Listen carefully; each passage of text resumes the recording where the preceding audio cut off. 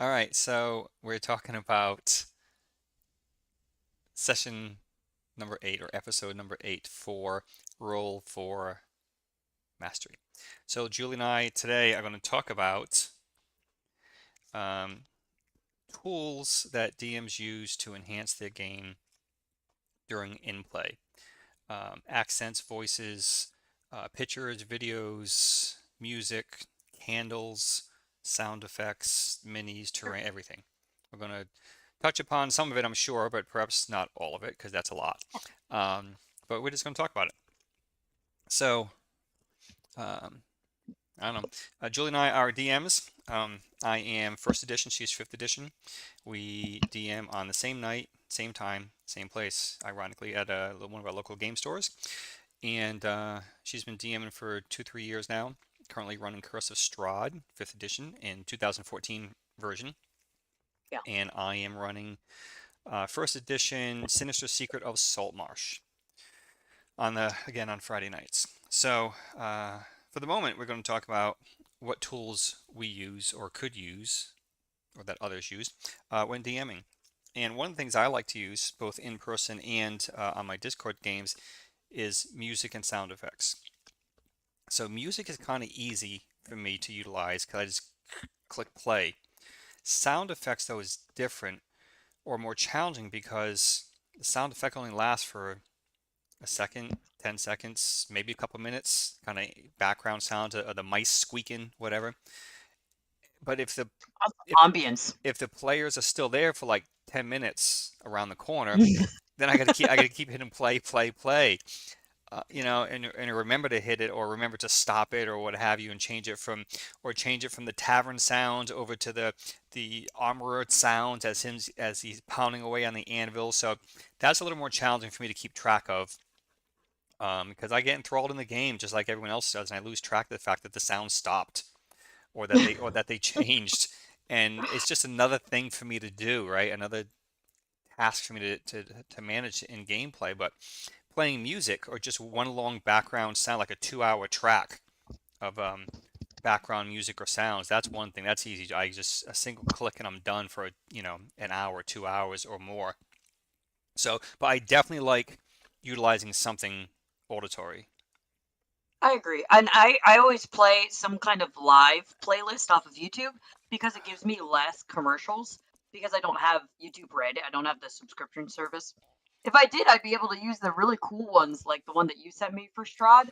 That was like a whole Strahd playlist, but they're only like 3 or 4 minutes, and then every like 2 videos there's an ad, or even in the middle of a video there's an So, ad. have you considered And I downloading hate them those. and creating a play like a local playlist on the phone for it?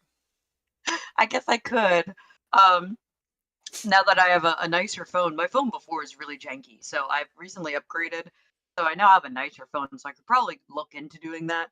I know a lot of people do it on Spotify too, where they make specific Dungeons and Dragons Spotify playlists or even a Strahd playlist. And I've wanted to look into those, but I never download Spotify or remember to download Spotify. Because as an But example, for Sinister Secret of Saltmarsh, they're in a fishing town, right? So I said, oh, what better for that when they're in town, like sea shanties, right? So I created all YouTube. I downloaded everything from YouTube. I created a playlist for this tavern, and a different playlist for that tavern, and a different playlist for that tavern, oh, because interesting. different taverns have different people there, different Entertainment. ambiance, right? Different types of live entertainment, perhaps. So different type of music for different um, taverns. And then of course I had like a generic long spooky sound effect for when they went to the haunted house, Yeah, which is yeah. like an hour There's a long. And but yeah, I download all kinds of stuff from Discord so that I have it local when I'm gonna possible. find the I have a there's a person on whatchamacallit on YouTube that does like ambience, like D&D ambience, and it's a whole channel, and the guy has like gajillions of videos where it's just ambience. Hold on, I gotta find the channel.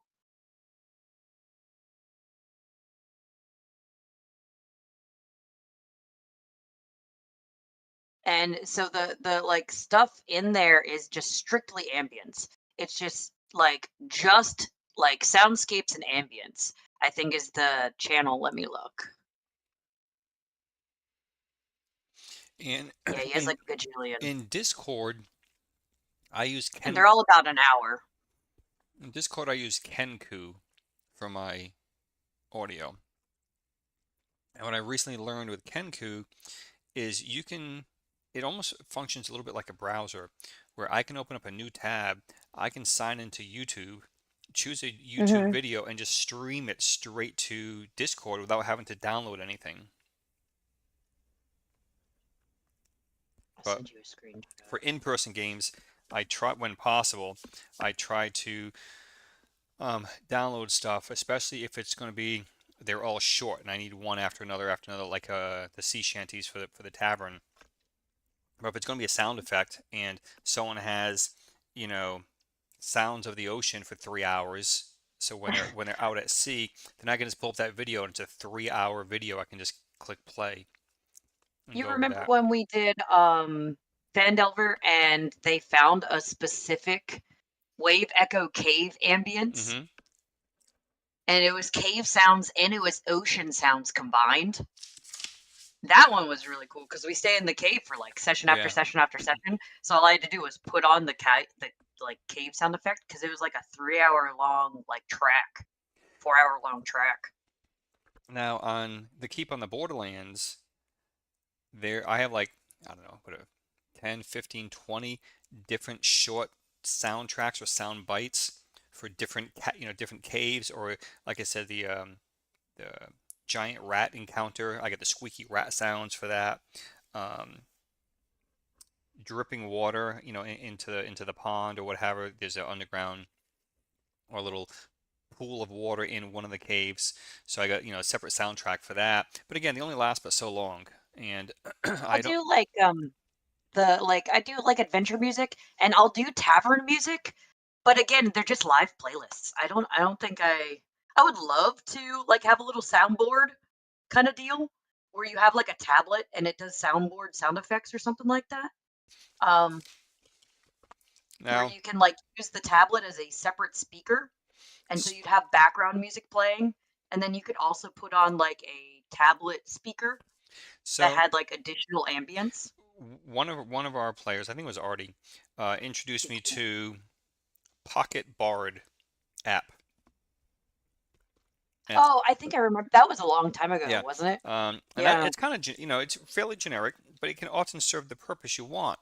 There's towns, sounds of the town, city, caves, ocean, what have you, and then you choose within that um, category, you choose exploration, combat, or victory, depending what the party's doing, and it plays, I think, indefinitely until you tell it to stop.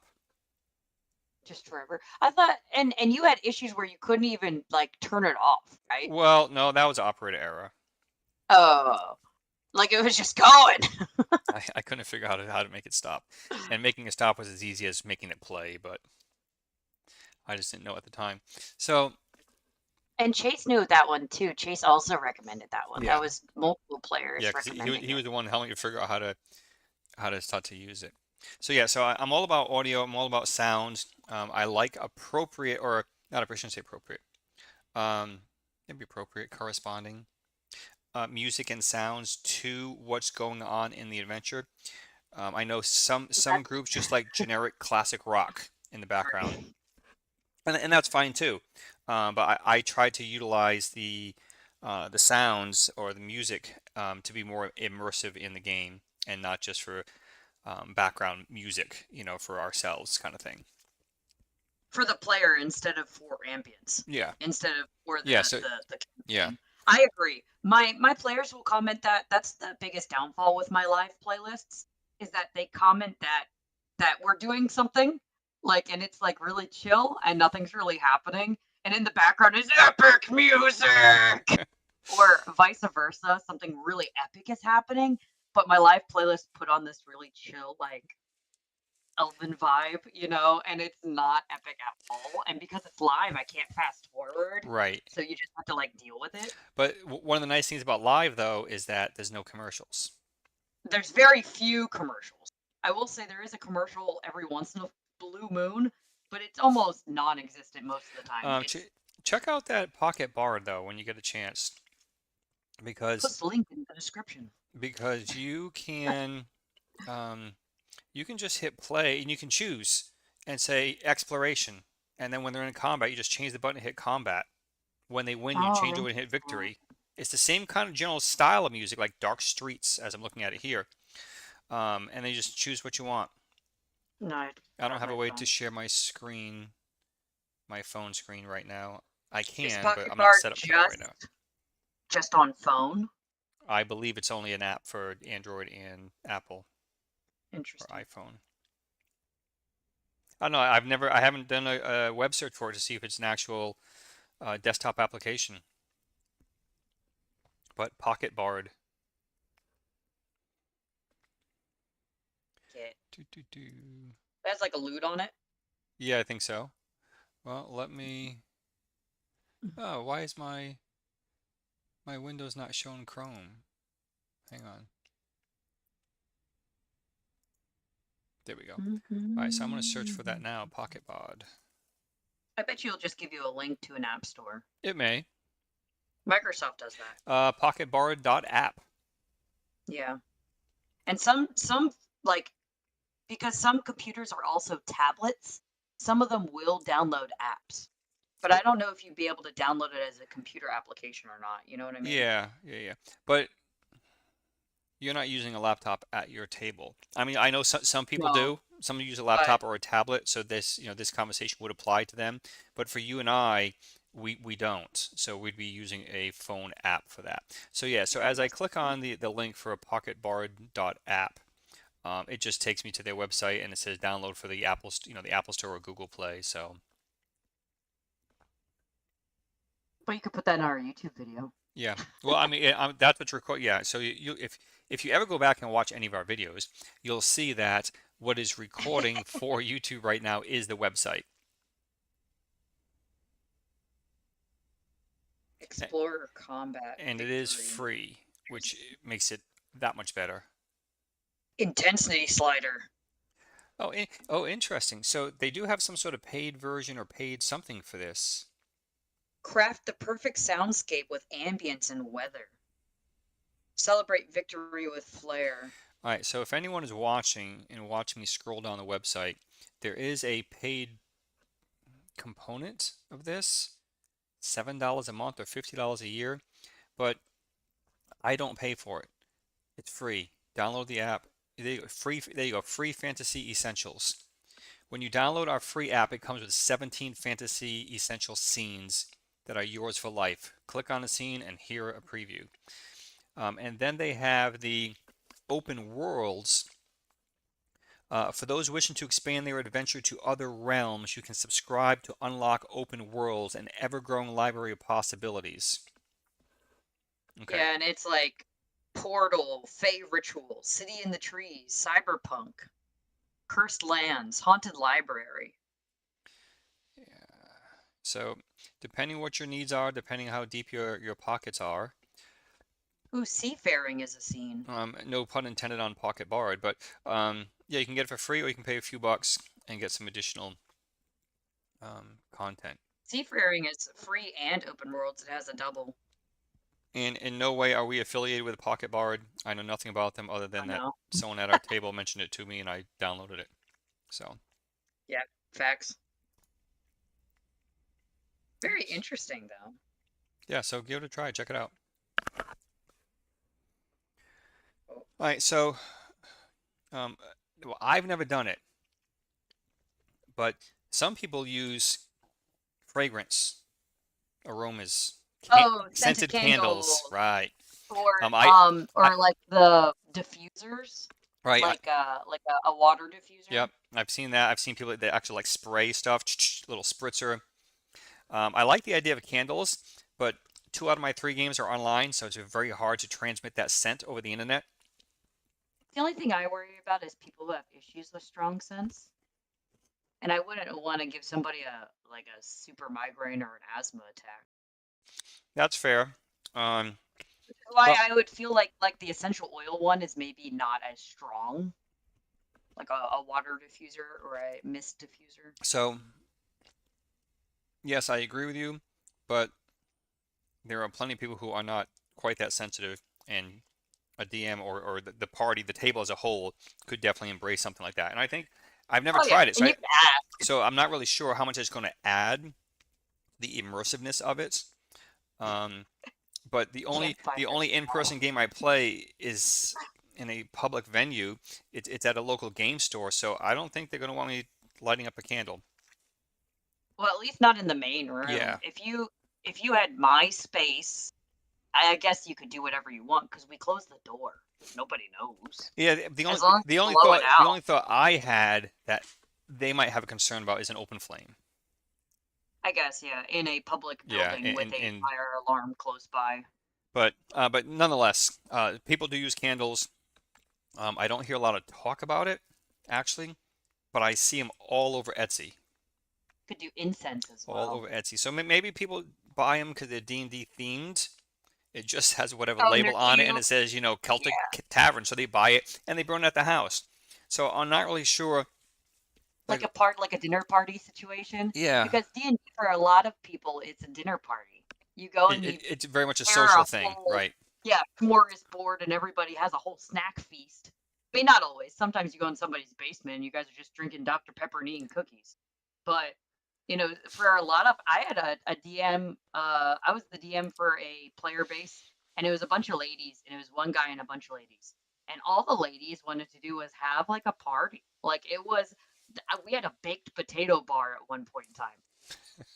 And I'm like, you guys, we don't gotta do all this if you don't want to. Like, if this is stressful, you guys don't have to do this. Oh, here are all these cookies, and we made popcorn, and here's a bunch of chips, and here's a hot potato bar. And I'm like, y'all, So and that's going to get into our next conversation after we talk about this, which is like, what kind of table do you have? What kind of table does the DM run? What's your style of play? And for some people, it's very social, right? That sounds very social, just for the people themselves, the players getting together and just having a good time, and they're talking about life and social what they, hour, social hour, exactly, board game as night opposed is to the game more itself, right? like into that, yeah, So. than the mechanics and the minutia of the Right. game. So, all right. So, as I'm taking my own notes here, we talked about audio. We talked about candles or scents. Yeah, because they're all over Etsy. Because I can't imagine you'd want a candle that smells like stale beer and ale, and a side of beef, right? A burger or Have something you ever? God, for the tavern, because that's probably what it would smell like. I don't think anyone farm wants that animals, candle. So. You know, the but but newer but scented if you make a nice candle scent and you just call it Tavern, people are going to buy it. rogue in the night, So, and it just smells nice. so I'm not really sure how immersive or how much that helps for the immersiveness, but it can certainly just provide a certain feel for their room. I feel like if you were playing like a Victorian set and you did like a really fancy smell, like you're inside a mansion or something like that, you did a really fancy smell, or if you did like a fall themed campaign and you lit a fall themed candle, I feel like that would help. Or like a Halloween themed campaign and you light a like a one that smells like cookies or something like that or candy. Gingerbread for Christmas time or something, or Christmas, yeah, like something really pumpkin that. spice. Yes, something kind of very broad. Yeah, I got you. I mean, I agree. Yes. Um, That's the only thing I can think of. and I have no idea. I have no objection to scented candles. I'm just not sure. Sea breeze Yeah. for your salt marsh campaign. Uh, so yeah, I'm not sure. I guess yeah, I could bring in Ocean breeze. I could go to the beach and get some salt water and just kind of rub it all over the table and let it dry out first. A little bit of Salt water's like weirdly greasy, dog. It's a little bit awful. of dry seaweed. So I own a saltwater tank. The salt creep is just awful. oh well, always with salt water, salt creep. Well, And it's like greasy. It's like you can feel besides the salt, you can feel the residual water that's still there because it's not 100% dried out. So, And when you like flake it, it gets stuck on your hands. on a quick side note, you don't get the salt creep if you don't have a lid, if you don't have a cover. Oh yeah, and all of mine's open air, so it does creep. Yeah. So, anyway, okay. So, what else, Julie? What else does a DM or does a D&D group use to enhance the immersiveness, Visual aids. such as? Well, of course, the main one is pictures. You can download some really cute pictures, or like you do printouts. You print out a sheet of like what a monster looks like or whatever to show what they look like. Mostly because you don't do minis, you do tokens. But also you can make tokens. I bet you could make little wooden tokens. Something really easy for you, Mod Podge, a piece of paper and a wooden token. But also, you have some players who might not want to look at it or whatever. Um, but you do printouts. You do a little printout, and you're like, "This is what the monster looks like." Um, in my campaign book, there are pages of what NPCs look like. There are pages of what monsters look like, but not usually. And a lot of that is because I have to be descriptive in what a monster looks like, and that's part of the that's part of being a DM, I guess. Oh yeah. But for the NPCs, it's really cool. And you're like, here's this guy you've been talking to, and they're like, oh, So you're right. I think you hit the nail on the head. Like it's up to the DM to be descriptive, and I recognize in 5e they have the description of everything. everything. And don't be misled. In 1e, you break out the monster manual. It often, not always, often has the last paragraph is often a description of what the character physically looks like, but it's often broad, and it'll give a color range. The skin could be from this color to that color, and the eyes can be this color to that color, and some have long hair. They're so broad, like then it's still going to raise the question of what does this bad guy in front of me look like? So it's still the DM's responsibility to one form or another paint that picture. And since I don't take enough time, I shouldn't say that. I don't take the extra time to learn that creature's description because that's just more time and prep or even memorization. So I have a smooth gameplay and not having to break out my description and then read it and be very mechanical about it, which I don't like to do. I rather just describe the scenario or the scene and break out, like you said, Julie, break out a picture and say, here you go, this is what the bad guy actually looks like. Instead of me trying to describe it, and what you are envisioning is nothing even close because I didn't do that a good enough job at describing it. I'm not good enough at describing characters or I should say creatures, monsters, as I am the scene. I do a little better at describing the scene, and I do a little better at describing the NPC if I take the time describing the NPC. Um, like for a social interaction, the local merchant, the bartender, whoever, the local guard. But as for the monsters, no, I'm not very good at that. So I I do often also use like it. I do often use a visual aid for that. Yeah. I like visual aids for landscape sometimes too. I like the flavor because obviously I am just dripping with flavor in 5e. So I get a lot of that. But it's nice to every once in a while be like, here's a picture of what this landscape looks like. And then they're like, oh, because I could say, oh, it's the foggy Victorian London town. It's London in the 1800s. Think smog, think no light, think all the buildings close together and they're all ramshackle. But if I show you, if and then I show you a picture, you're like, oh yeah, that's exactly what I was thinking. But some players are like, I have no idea what the heck you're talking about. I don't know what you're talking about. So That group or who? I don't use them for landscapes as much, or for buildings, things like that, scenery as much. But I definitely used it for the Keep on the Borderlands for scenery, because to describe what that hillside looks like, the valley, and how tall the Hmm. grass is, and fields and meadows, You and had a topography map. Like it so had all the little lines on it and everything. yeah, there is, but that's not me. That's the actual module itself has the topography lines on it. But yeah, so for that I broke out some imagery. I don't know if I'll be able to show it. I won't be able to show it here while we're recording, but Eh, yeah, is what it is. Have you seen those DM screens that have like the little LCD screen in them? And they can like put a picture on the little LCD screen to show like So a loading screen? I thought about, yes, yes. I don't think I've come across any that are commercially made. Most people seem to No. make their own. I Yeah. thought about making one, and I just voted against it. I feel like you'd either have to plug it in Well, you or do. it would have to be rechargeable. Maybe like a rechargeable tablet and not just a Well, plug-in. I think all those that I've seen who make them, and from what I looked at, they need power because they're just buying a standalone screen, or A they're little take TV screen. yeah, or they're taking a laptop screen. So either way, it's going to need its own power. I've seen 3D printed ones and I've seen wooden ones. Hmm. Excuse me. I've also seen, this is going to be on the aids section that we're talking about. Aids is in teaching aids or visual aids. Um, have you seen where they take the TV and they flip it on its back and the TV's like facing up Hmm. on the table and Yeah, it's the map? yeah, It's yeah, a gridded map yeah, yeah. I would and they have it on if like a stand. if I had All the money in the world. well, no, Or if I wasn't playing in the game store and I was playing at my house and I had the physical space to do it, like a game room, oh, absolutely, I would definitely do that.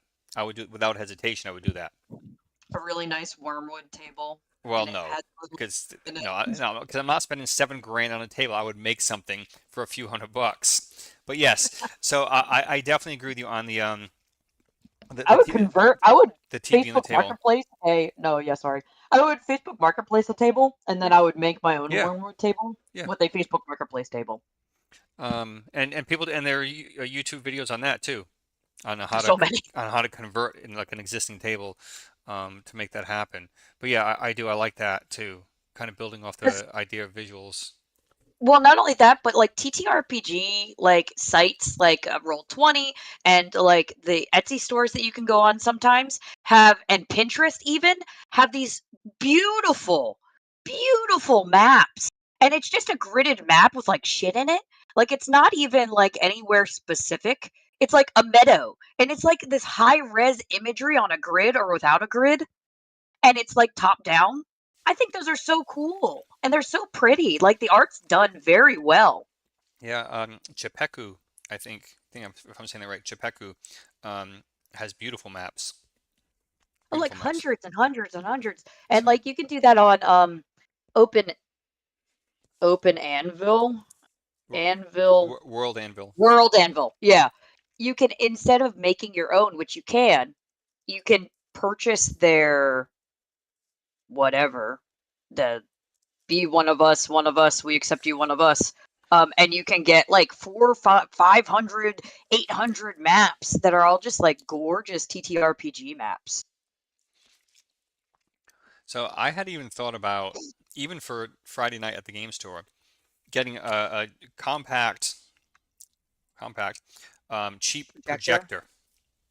Yeah, You could and get a projector and a tripod, and you could put the tripod on the table and then point the projector down because they're white tables, aren't they? well, no, they are white tables, but they have the mat on it. No, I was thinking just projecting it again on the white wall.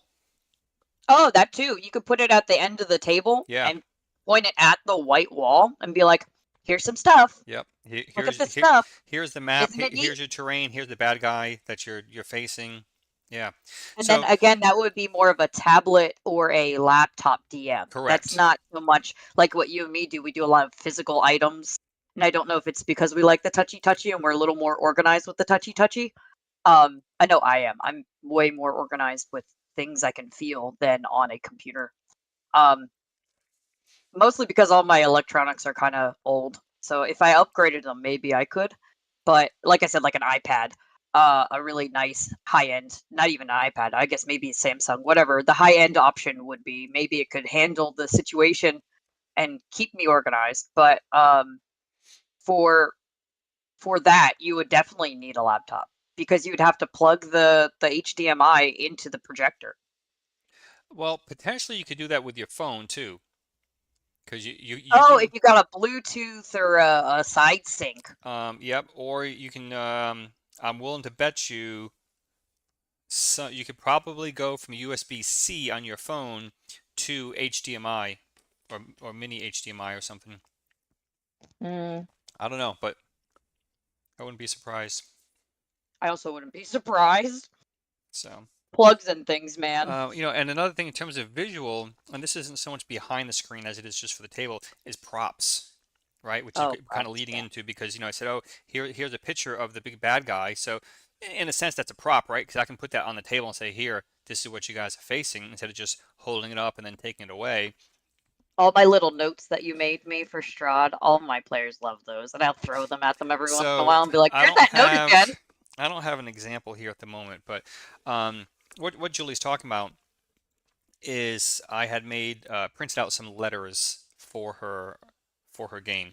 So she has a physical prop, a physical letter that she can give to the players when they find it, instead of her reading it one time and then them having to take notes. So it was a letter on Like aged 4 or 5 paper. letters. I think maybe I had even like burnt the edges. I don't remember. Folded over a couple times and a wax seal as well. And that I for me, both as player and DM, having a physical prop like that, I think is a little more immersive. I really like that. Because for me, All my I players like love the it. crafty side of it. I like coming up with it, making it, and then both as DM and player, having that physical prop is a nice reminder that I have that scroll, or a nice reminder that I have that potion sitting in front of me at the table to remind me I have that potion to use. I like the potion ones. You can buy them where they even have the little liquid dice in them. Hmm. Like if it's a healing potion, it has like the D4s or the D8s in the potion bottle, and you flip the potion upside down and it does like a magic 8 ball for your roll. But Corey has one of my players has like these little wooden tokens. He got them like laser printed and off Etsy, and they have what they are, a little potion vial, and it says what dice they are. So he could just like hand out, here, have a potion, and he could hand out a little token to somebody, and then somebody would have a physical token of what they were doing. You also did it for our one shot, the Keep on the Borderlands one shot. You did the same little note on Well, the paper. That's the one you burnt. what did I print out for that? You did a letter from the merchant, Oh no, from the Castellan, I think. But anyway, maybe, whatever. yeah, You whatever. crumpled the paper and you burnt the edges, and you even had a little, you closed it with a wax seal. Yeah. Um, I did a crumple on, I had a like a suicide note, and I like crumpled it. And then I had another one that was a note in a dead guy's hand. So I just crunched it in the middle. I like held it in my hand and I just crunched it in the middle to make it look like a corpse was gripping it. Because once rigor mortis happens and then it goes away. So he crunched it during rigor mortis, I guess, or when he died. And then, of course, everything loosens back up. And so when they took the note, his hand like fell apart because he was dead for weeks, which was a nice shock and awe. But it had the paper had the little like crunch in the Oh, middle. I had even made Michael's Crafts. No, Michael's Crafts. No, it wasn't Michael's. It was Hobby Lobby.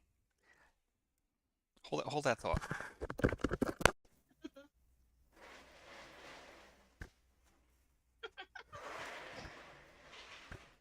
Because of your screen blur, This is not you were Hobby just Lobby, but zooming around. put my glasses on. So this is what you're talking about, right? So in this But it little has like liquid in it. right, but this is dice for healing potion, right? So Mm-hmm. then my wife picked this up for me. Dragonfly wings, powerful aphrodisiac. Yeah. LOL. So you see that there? She got it. I don't know what else she got it, and it has like a thing of Yeah, moss or something inside. that's cute for like So magic items. right, and then I had made this one here. I think it started to leak a little bit. There you go. So I had made that there. Can you see that? Your blur, yeah, just hold it in front of you. Your blur keeps doing the Yeah. thing. It's blurring it out. Now it's gone. So I so can see that it's liquid. yeah. So green liquid has like the And you wax. melted the wax Yeah, on top. yeah, it has the string around it with the wax and the wax seal. Um, And there are dice in there. no, It's no. just a prop. Yeah, and I even like colored the tree there, golds on the tree, despite the wax. Yeah, it's very So cute. so I had made that, and then at Hobby Lobby I had gotten a small little wooden box, truly about yay big, very small, Oh yeah, S- they sell gajillions of and those. tiny little vials, and I made I don't know 4 or 5 vials that fit in there to be like vials of poison. To say, An oh, apothecary's kit. so here, this is, you found this in the assassin's kit, and you I have dialed it to and you somebody. you It's have so four cool. four uses of this poison. So yeah, and what's nice with the physical props is then, it can sit in front of the player on the table as a very strong visual reminder to the whole table that this player has this to use. Well, You not know, only that, but it's also really cool to be handed a physical item. it That is. would feel so special. It'd be like, So I do like for me. for in-game or for in-person games, I do like physical props. Very different, obviously, when you're playing online, you can't really do that. But I did make a You could map. send a really I cool did like make a map sticker. for a Discord game, a physical map I made, and I had to scan it in and send it as a PDF. So it's not quite the same as having it physically in front of you when you're in person, but It was difficult to read, if that makes it any better. well, it was supposed to be.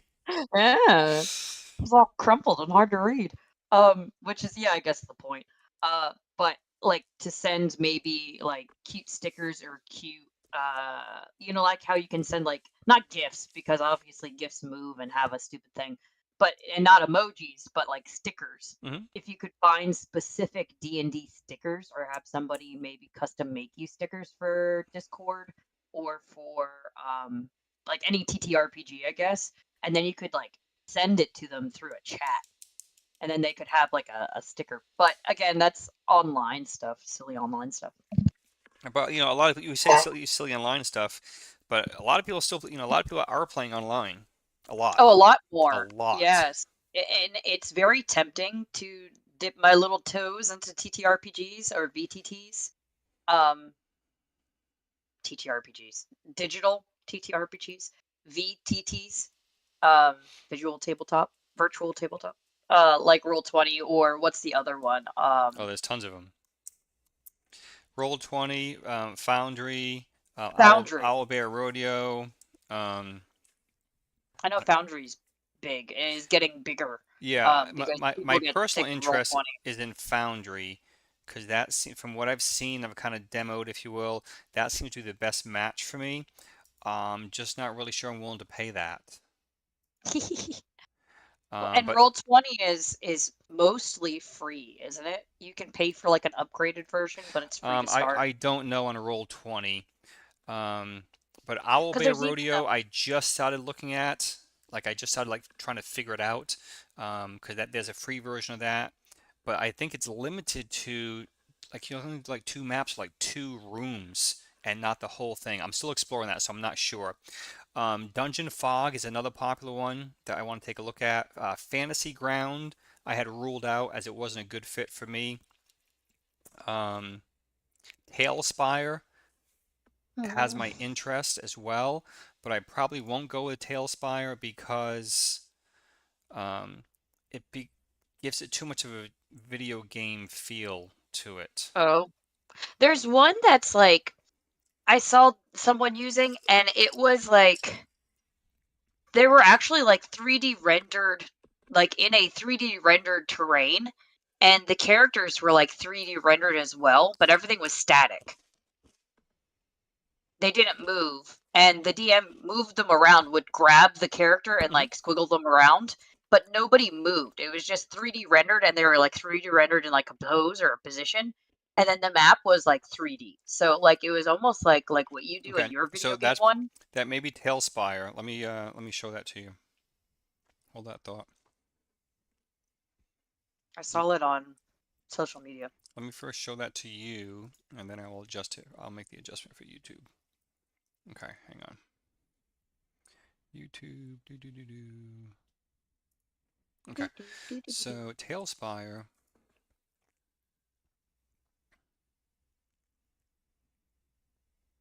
Computer loading. I'm sure they have a video. Yes, here we go. Yes, yes. No, I can see all the little examples below Yeah, it too.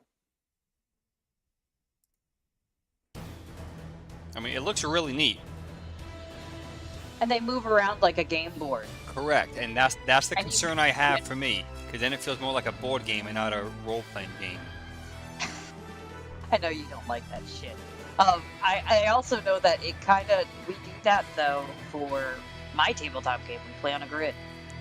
Well, listen, I don't Everybody have a does the problem little with with squares. using a battle board or battle mat, a map or something. I don't have a problem with that, but at what point do you use so much terrain that it and you and I know your players like to do this. They like to count the grids: 1, 2, 3, 4. That's how far I can move. I'm like, at what point does it start to feel more like a board game again and less of a role-playing game? And it's not a well-defined line as to where that transition happens, where that feel happens. But I ain't got no time to design it like that though. I wish I'd have the well, time for I am that. sure on this Tailspire there's a lot of AI that kind of auto-populates this stuff um, and you Oh, know. I assume so, but it looked like you could like custom build stuff. Oh, so assuming this is similar to the one that I use, which is Dungeon Alchemist. Dungeon Alchemist, um, I just choose the size of the room I want. I tell it what type of room, and it populates it with stuff. And if I don't like it, I hit refresh, and it populates it again. That's so many dice. It's really cool looking. It is. I like it. I like it a lot. I'm not So, gonna lie to you. oh no, and I do too. And like I said, I'm not turned off by it, but It does give I video. hesitate a little bit.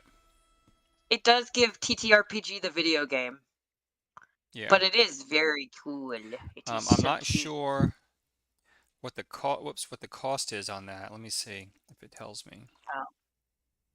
I assume that would also be good for somebody who does like paid for sessions.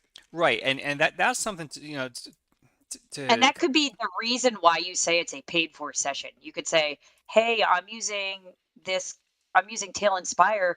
You guys know that Tail Inspire is super cool looking. You know, it looks super great. Whatever. It does cost money for me to use it. If you guys want to chip in and help me pay for my subscription service, then come sit at my table. So Tailspire If not, fuck off. is You know, $25, but 25 bucks a month no, 25 or bucks, all at once. 25 bucks period. Buy it Wow. software. So right, and that's what it was for Dungeon Alchemist. I think I paid like $50, but it was a one-time purchase for the software. Now, um, so I'm not sure, but I'm so tempted. yeah, but hang on, you got to be careful. Some of these VTTs say that each player has to have like a The same pass game. or have to buy it or something, right? Or So you, it's you pay the main price, whatever it is, 25, $50, and then for each additional seat, you have to pay an extra $5 or something to that effect. So you have to be careful. You really have to kind of look into them. it would be a chip in for everybody. So if you have a play group that plays a lot, and let's say you guys have been playing for free on Roll20, and you guys are like, man, I really want to try and do something different or something crazy or something, more exciting or, more virtual, then everyone chipping in and the DM buying the main one, or even everybody splitting it evenly would definitely just be a player to DM thing. It would fall under like a player pool, a DM pool, Yeah, where so everybody kind of does it together. right, so to that point, the girls on my Sunday night Discord essentially had suggested, or had, well, I shouldn't say, had offered, like, hey, if you want to do a VTT, maybe we could chip in and we could buy it. And I said, and I was just hesitant because I'm still hesitant on a VTT. I'm just not there yet. But Mhm. looking here at Dungeon Fog, that's a subscription base as opposed to Tailspire, which is a $25 purchase. Dungeon Alchemist, which is a $50 purchase. Now, Dungeon Alchemist is not a VTT; it's just No, map making. But softball. here, um, you, roughly $5 a month looks like your entry. So if you did it annually, you save the money, and then everybody could chip in for an annual. If that's what they were doing was offering, hey, you want Hmm. to let's do a VTT, a real VTT. We're really interested in this DGN fog or whatever site they're talking about. That annual subscription, 49.90 divided by how many players do you have on Sunday? Four, Six, four, seven? four, four, four, four. Oh, four plus you would be five. Yeah. So it's $8 for a year, $9 for a Yeah. year. But yes, I guess if you do it and then not like it, well, then you're right. I fucked. agree. But And that's where I was going. I think I wouldn't do the annual. We'd start off. We do monthly for 2 or 3 months, and then we'd decide if we want to go. Because if you do it monthly, $5 a month times 12 months, that's $60. You're only saving $10 in a year if you go the annual subscription. So I'm not going to commit to a year for a product I don't know if we're all going to like or it's going to work out for us. So I would do a month, right? So if there's 5 of us that play, that's A 50 dollar cents. a We month. play twice a month. That's 50 cents every game for everyone, right? A Just dollar a like month. Venmo or Zelle you $1. Yeah. A dollar a month, right? So big deal. But for me, in 1E, the Very small. challenge is a lot of these VTTs are set up for D&D 5th edition 5e. or Pathfinder or Savage World or all these others, RPG games, and not first edition. So then for me, how much am I paying for that I'm not going to be able to use? I'm not going to be able to use all the Right. built-in game mechanics for combat where you roll and it determines if you hit and adjust the damage or Advantage, the hit disadvantage, points or automatically. I'm still going to have to do all that cover. stuff manually. You're gonna have to ignore the game and then do it manually. Right. So at that point, how much am I really benefiting? hmm That's why I was wondering if you would rather do like the map ones where you get to download all the pretty maps and then you could utilize the pretty maps. Maybe not as a VTT where they have the cute little tokens on the pretty map and you could still do like a, excuse me, Microsoft Paint situation, or even maybe like an Adobe situation or whatever, a Photoshop situation, and you could Photoshop in tokens and then move the tokens around. So the two most appealing things to me for using a VTT, even for first edition, even if I can't use all the other features, right, the actual game mechanics features, what appeals to me is the mapping aspect, where I can Mhm. create my map, I can have dynamic lighting, which I really like, and also each player would then sign in or whatever, have their token, and then that player can only see what they can see. Right. And the other thing is, I think even with VTTs, they plug their character in, and I think as the DM, you have full access to their character sheets, Which, so that we wouldn't have to upload them to you as often. right, right, right. Yeah, I yeah, do I like agree with dynamic that. But lighting. I'm sorry, what was that? I said I enjoy dynamic lighting. I wish I could do dynamic lighting in person. Well, I mean, in a way you can because you're working with a gridded map on the table and you only build out, you only show them what they can see. Fill in what they can see and erase it behind them. Hang on. So, but you're talking in person or you're talking about online? In person, Okay, so if you're in person and you have your gridded battle map, like you're in a maze. right? So if you have the gridded board on the table, as you either draw it out or physically put your walls, or if you're using terrain, what have you, you're not going to reveal to them anything more than what they can see, Right. right? So as they walk and they see you build it out. So that's your dynamic lighting in a sense. You could then remove stuff behind them as they can no longer Yeah, see erase it. it. Okay. Right. But then It's a from lot of me standing at the table drawing crap. and then they turn around and want to walk back, so you have to draw it again. So that's why I generally don't use in-person dynamic lighting in that sense, where I remove stuff, but I only reveal what the party can actually see. Even when we play online, I only remove the fog of what you can see. Right, right, right. You know. And I was thinking because so in one of my later sessions, there is a maze situation.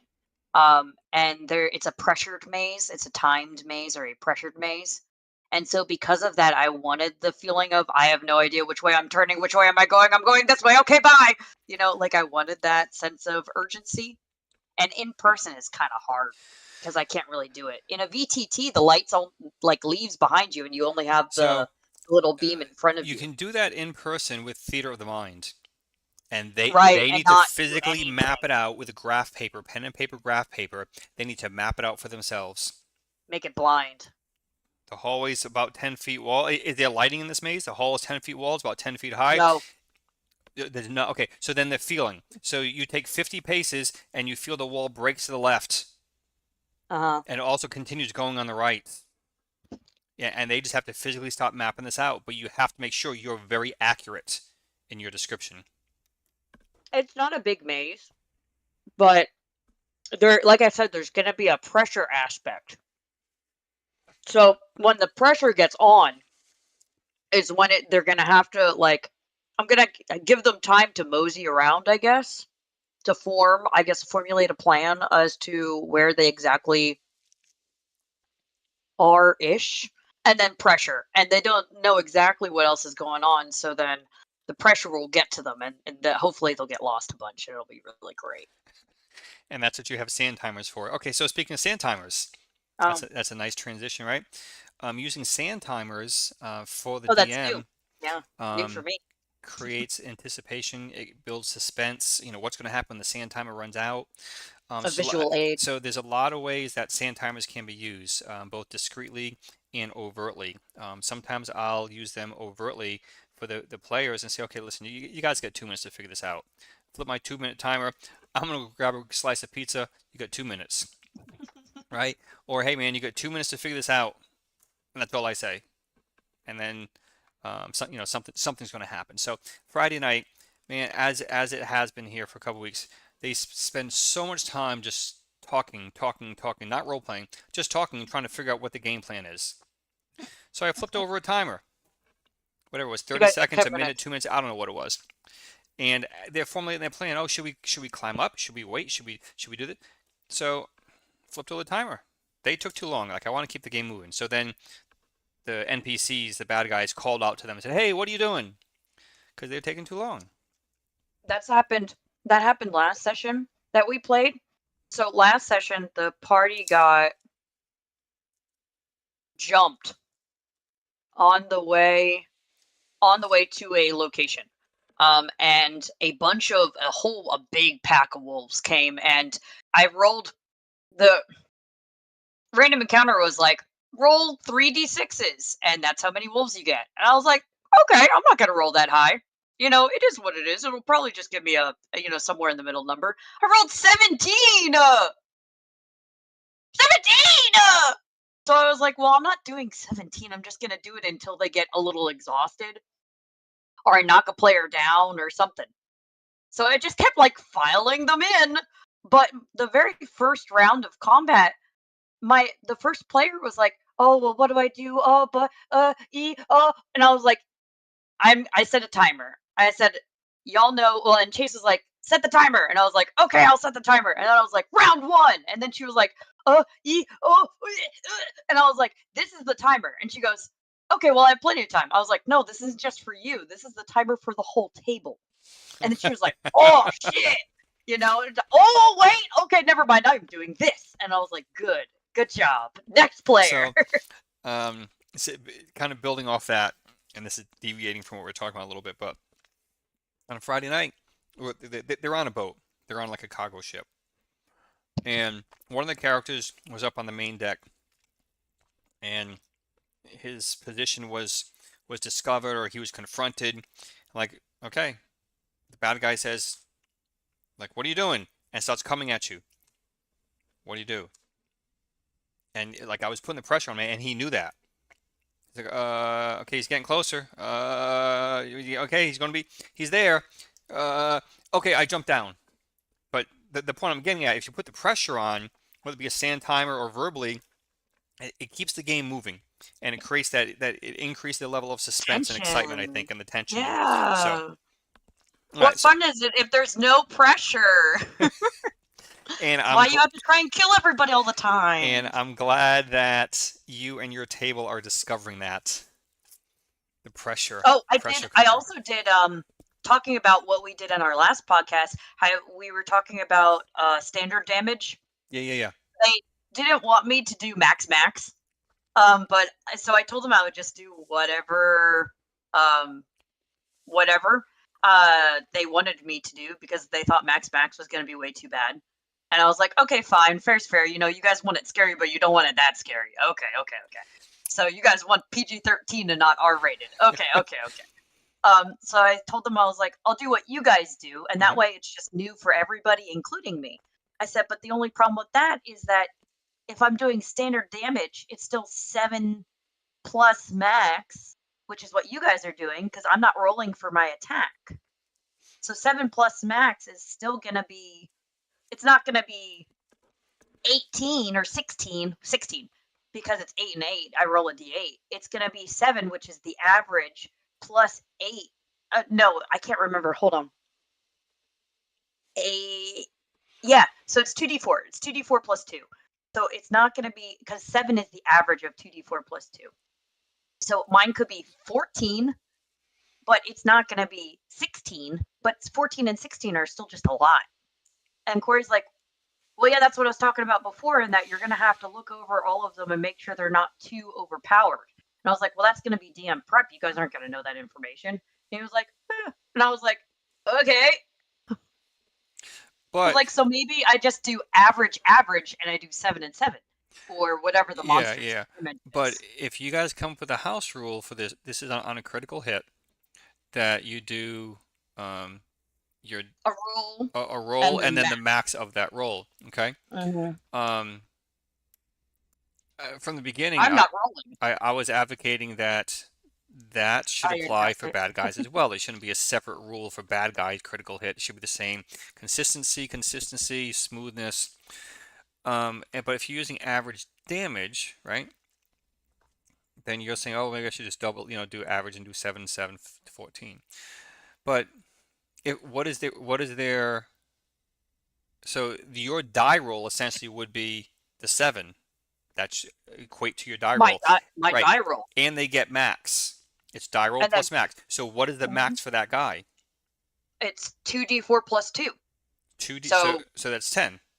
yeah, So 10 and 7 is 17. Bad guy does 17 on a critical.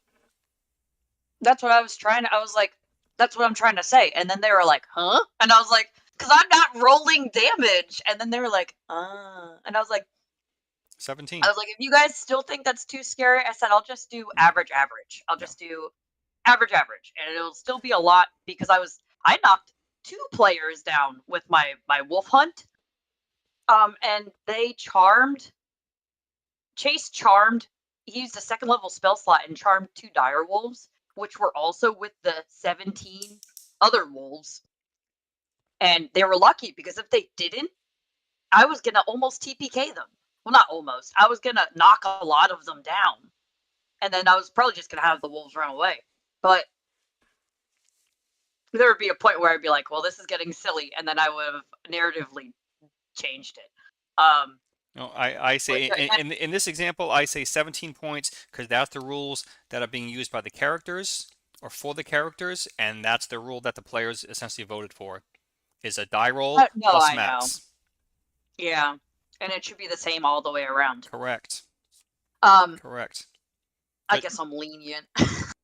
that's because you protect Put your you protect your characters too much, which is natural for DM to try to protect the characters. But um, I I want thought to try and put more pressure on them because even though I downed the same character twice. It was still just so easy for everybody to just huddle. Everybody was in a huddle, and it was just so much easier for everybody to just huddle, and then everybody was safe. And like I couldn't like break their rank, or I couldn't flank them enough to break their rank. But I tried. I tried to. But even if they found that one encounter, which I thought was overpowered or deadly, they still only one character got down. So they still came out of 8 characters. Only one character got down. That's still not bad. so. I think their chicken is what it is, and I think I'm gonna have to force my hand a little bit harder. Put a pin in that for a second because we're getting a little off track, but Off also track. because I want to share with you something on Tuesday night encounter. All right, so getting back kind of on topic here, AIDS. what other player aids um, do people use, or do you use, or do other DMs use at a table? We talked about auditory sound effects, sound files, background ambience music, um, Visual. fragrances or scents from candles and incense and such, right? We talked about visual. We didn't really talk about terrain, but we know people use minis in terrain of varying degrees and various detail and quality. Some of those have their mat or grid board on the table, and they'll just draw things out. Obviously, some use theater of the mind, but we're talking about visual aids. We talked about props, right? A physical prop, whether that be Hmm. a potion of some kind. There you go. Hang on, like that. a potion of some kind, or a printed A piece map of or a paper. letter or something, some sort of physical prop. Yeah. We talked about sand timers that can be used as a visual prop as well, or a visual hmm reminder to the players. Anything else that comes to mind, Julie? I'm sure we're missing things, but I was gonna say vocal aid, and what I had hinted on at before we started recording was to do voices, or to do accents. Do you put in the effort to do a cute accent or to make up a voice, or do you just do it narratively and you just say, well, this person says, well, that person says, and you're talking as the narrator, and then you fluff it with a little bit of a narrator vibe, or like you're the narrator of a storybook vibe? Or do you go full blown hoity toity and you pull out some random accent out of your ass and you full blown act with your players? I tried for Discord, I tried to get like a voice changer so I could essentially just press a button and it changes my voice for the players to hear the different voice of the, hmm but it wasn't working out so well, or I had to pay for it, and I'm not, it's not that important. I'm not going to pay for it. No. So, as I for wanted me, a microphone. I wanted one of those cute kid microphones that does like robot and yeah, old yeah. man and demon. I wanted the demon one really bad.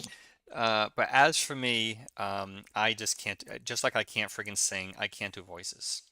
I just can't. I mean, I also I like could looking over my try, I could glasses when try. I'm the bad Listen, guy.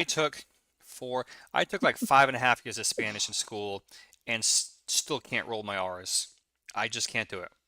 It's your accent. Can't do it. So, You do the old man one pretty okay. which one? Oh, the old You do man? an old man. Yeah, Yeah, I can like a kind of do an creepy old old man. man. But no, from what you're saying, I'm more storybook, more narrative, where I'll Narrator. keep my same voice, but I'll tell you that the old man or the tavern keeper that you're talking to has a deep, resounding voice, a booming voice, Descriptive words. with a slight inflections here that might seem a little out of place, but I can't do voice. I wish I could. I just can't do voices. I can't do, actually, I can't do accents. That's really what I can't do. I can do a couple voices, like you said. I can do the It's old man. because you are an accent. I don't have one anymore, so I can be adaptive. um, but and I can do like Kermit the Frog, but I can't really do voices. I can do a really Yank. I can do like a New York or a New Jersey or a Philadelphia pretty okay. I can do French because I took French for so long. I took French for like 7 years. I no longer know how to speak it. It's gone. It's out of my brain now. But I can do. I've been really good at Slavic because I've been practicing it to and from work. You know how you think of scenarios for prep reasons, and you're just think of it during your like everyday daydream. Um, I'll do it in the car, but I'll do it like I'll practice my like what would I say in this scenario? What would I do in this scenario? And so I would practice my accent in the car. So my Slavic's okay. Sometimes it turns into French, and then I have to just wait until it goes back. Um, sometimes I can do Scottish okay. I can do Australian okay. I can do British okay. But But again, sometimes they morph. but They even turn into even if they're some just weird thing. okay, there's enough of a distinction between those that you have a different voice Old person. I for could do for old the different person. characters. You know. You talk like an old man. I could do that one really good. I told my players, I was like, if you talk to an old man, he'll just become an old American man because I can't do old man and Slavic at the same time. And they looked at me and they're like, what do you mean? I was like, I could do this, but I can't do it as an accent. And then they're like, oh, okay. Right. So you have one or the other. You can kind of do a small voice change or an accent. Right. Yeah, Yeah. I can't really, and I can do like a valley girl, because I'm obviously a lady, or I can do kids. I do kids really good, because I'm so loud and like energetic, and I just pump it to max, and I do like a little kid. Oh my God, the kids in Fandelver, my players ate those two little kids up. There's two boys in Fandelver. There's the kid who owns his dad owns the tavern. His name is like Pick or something like that. And then his friend's name is Carp, CARP, like the fish. And he's like one of the farm owner's kids. and they run around and they cause havoc and they wreak havoc. And I was just like embodying small boy energy like the entire time, and they would touch things and pull things off the walls and try and jump on the adventurers and hit them with sticks and stuff like that. Eventually Chase like webbed a little boy up to a barn because he just couldn't handle him anymore. Somebody gave him a So, gold tooth and he like flung it in a sling at them at one point in time. but Used it yeah, against so them. different accents and different voices, um, they can be equally challenging for those who can't do them. But Mm, they definitely add, add some immersion, some flavor to the game. I definitely agree with well, that. Like I said, it's I not wish I could get a voice necessary, but changer. No, no, it's not necessary, but again, it adds a level of immersion.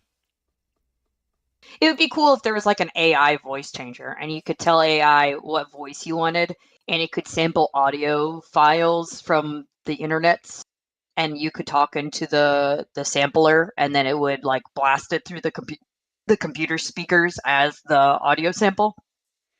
Mm, yeah, I'm sure that's there, but how much of a delay is that going to create? And then your players are still hearing you speak it, waiting for the AI to convert it to whatever accent or language, I guess you could theoretically generate a sample of audio of what they sound like and just say and then play it. this is what the voice sounds like, but I want to speak in my voice. Something like that. Yeah. If you really really really couldn't put the effort into it, or if you just weren't in that talent range to do so, to find a sample where it's just like the brown dog chases the fox under the fence or whatever it is. The lazy brown Yeah, yeah, dog yeah. chases the fox under the fence. Um, and it's just like an alphabet sentence.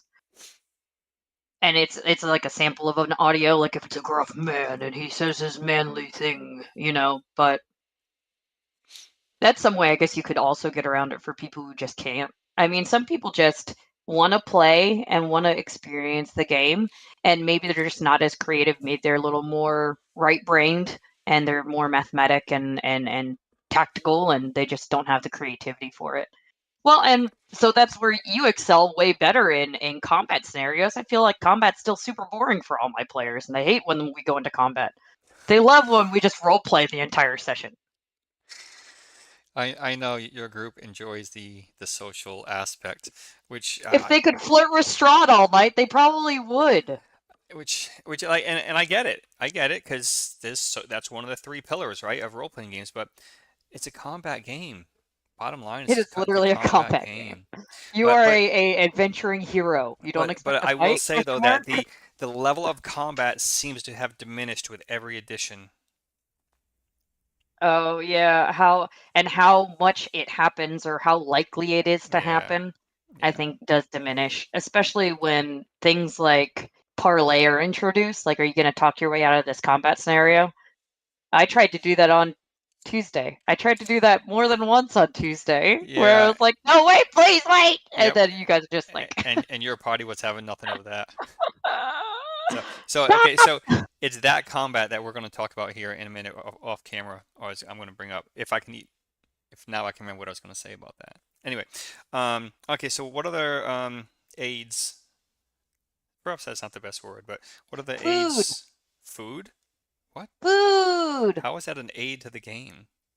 You can bring food specific to games. Specific Um, specific to the tavern?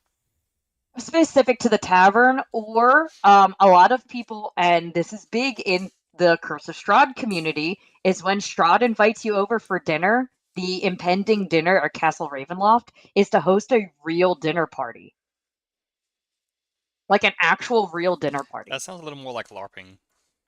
I know, right? But,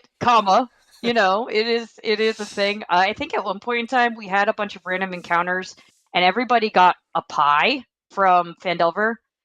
We were on the road, the King's Road, which is a big, big, big highway that goes from Tribor Trail all the way up to Neverwinter.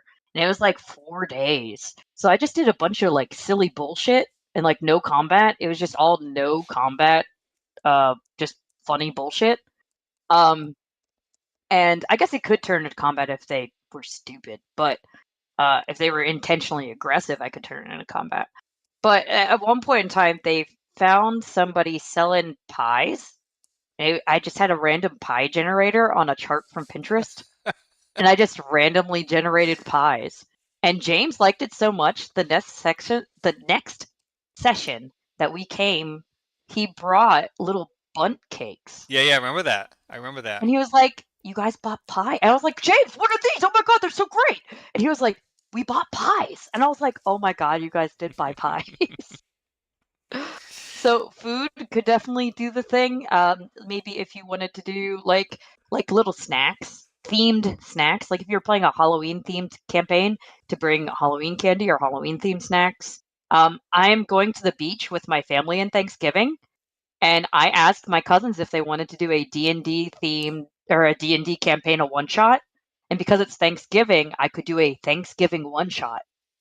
And so I could definitely be like, Thanksgiving leftovers, y'all. Like, let's play a one shot and eat some Thanksgiving leftovers. You know? Same with Christmas. You could like bring Christmas cookies or whatever. It's still in the very like broad spectrum as candles are, I guess. Yeah, I would agree. Um, Themed baked goods. I mean, I've made in person. Well, I guess you can't make food online, but No. but for Send both somebody a coupon, uh, or DoorDash it to them. a group, and I listen. I've thought about something like that, for the girls on Sunday night to DoorDash whatever to all of them at the same time, but They all get a knock on the door at the same time. um, but like I've made orc Bacon. bacon and the elven bread, the dwarven Yeah. flatbread. I made a few things. It wasn't specific to a game session or had any relation to the game session. It was just food from the Heroes Feast cookbook that I made for for everyone. But that goes back more to the ladies you were talking about. I think before we started tonight that they were more there for the socialization of all the friends, all the ladies coming together than they were for the actual game. So they brought all this kind of food and stuff. So me cooking from the Heroes Feast is more in on that idea than an actual aid of some kind A for the D&D game. party and not a D&D game. Yeah, and I think Yeah. even with the whole pie thing, I think that was coincidental because someone had one of its coworkers had a fundraiser at work or something for Oh, you just bought a bunch of for them? yeah for like what is it called? Everything Bunt Cake or something is the name Yeah, of that that's the place. name of the company. It's a Yeah. local company too. So I that was coincidence on the timing on that, I do believe. But yeah, I mean, I don't think that's Played out. I don't think that's really an aid. An aid. No, I can't buy into that. But all right, so Maybe, audio, yeah, not an actual aid, but maybe, audio, something that it would. sense, visual aids, props, and maps and pictures and terrain, 3D terrain, sand timers we mentioned. A little Um, fog machine. voices and accents. Fog machine. I mean, that could be interesting. There's terrain that you can 3D print, and it has space in it for one of those little uh, fluid fog machines. And it's like a tree stump, and it fogs your table for you. I've seen stuff like that, and that's pretty freaking cool. Yeah, they're tiny. They're like this big. It really is. That's pretty freaking cool. And you could theoretically, I guess you could scent it too. You could put a little drop of scented um, oil in there. because way back in the day, when I used to DJ weddings and stuff, I remember we had a fog machine, but that's hundreds of dollars, and I'm not spending all that to No, fog up the room. No, no. that's just silly. But a small Well, little and that tabletop one like that'd be pretty cool. the liquid that they use in fog machines isn't good for you, isn't it? Oh. It used to not be good for you. That they've changed it now, obviously, but the one I'm talking about is water. It ultra heats water and turns the ultra heated water into fog, which is what those the scent vaporizers do, the Well, essential oil I was thinking vaporizers. like a They launch humidifier. the fog, a humidifier, but it's like more intense than a humidifier, um, and it actually like fogs. Yeah. Um, and it would be really cute if you had like a full tabletop, or even if you had a, a deep tabletop where the table was sunken in, like a wormwood, where the fog wouldn't go anywhere and it would Hmm. stay in the little section. and it wouldn't spread So, around to um, everybody's shit. staying with AIDS, as we're going a little long here at the moment, but staying with AIDS, another nice thing too, like tool for the table, if you will, is A laser pointer. I like an elevated platform, which I know like Chase had crafted something, he did like but a it's almost like putting a small board game. table on your table, right? Yeah. And the purpose or benefit of that is then your combat, if you will, when you're using minis Oh, look and one up. such, is elevated. So it raises it up, it raises your attention to it, and then you also have the space underneath that. But well, not a but. It raises it up. It has everyone's attention. Period. Also, on the same concept, a lazy Susan for that combat, Could do that same thing. so that you're Yeah. not having to reach around or physically move myself around the table. We can just kind of slowly rotate the whole environment instead of moving people. Move the environment, not the people. So, all right, Julie, let's wrap it up here. We're at an hour and a quarter already because we got sidetracked a couple times, and that's where we burned up 15 minutes. So, all right, It is what it is. yeah, all right. So I'm gonna stop here, finishing up episode number 8, I think, talking about in-game tools that's used at the table. So, peace out, everyone, and we'll see you next week. And we'll be wearing the exact same clothes. We'll be wearing the exact same clothes because we're just gonna Remember. stop this and record another one on a different topic. So, peace out, everyone. Bye.